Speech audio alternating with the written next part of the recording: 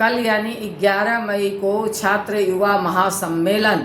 दरभंगा के प्रेक्षागृह लहरियासराय में आयोजित हो रहा है, जिसके मुख्य वक्ता भाकपा माले महासचिव दीपांकर भट्टाचार्य,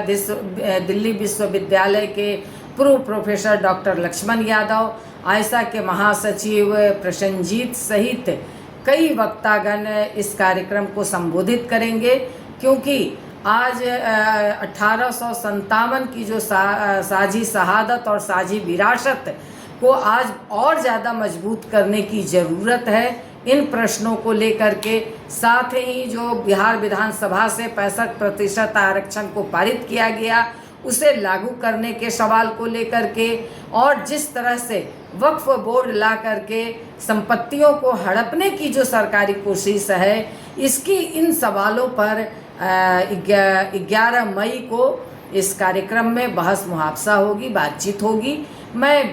दरभंगा के आशा कार्यकर्ता, anganwadi, mid day meal worker, इन तमाम लोगों से अपील करूंगी, और साथ ही ठेका, मानदेय, प्रोत्साहन, आउटसोर्स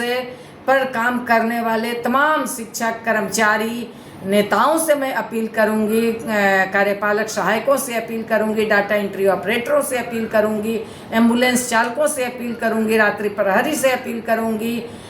विद्युत कर्मियों से अपील करूंगी कि आप तमाम लोग इस कार्यक्रम में आइए और इन सारे सवालों पर आप अपने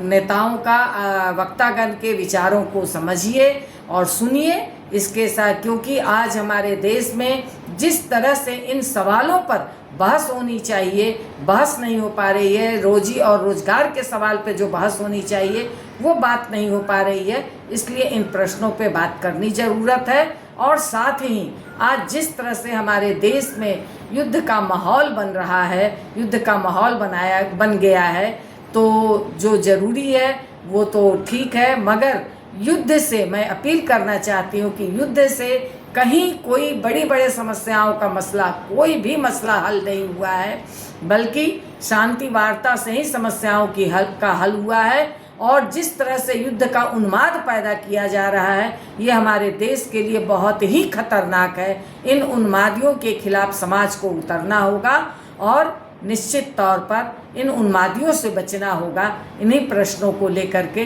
11 मई को आप तमाम लोगों से अपील करना चाहती हूँ कि आप सब लोग आएँ और अपने नेताओं का बात सुने, इससे लाभ उठाएं। धन्यवाद।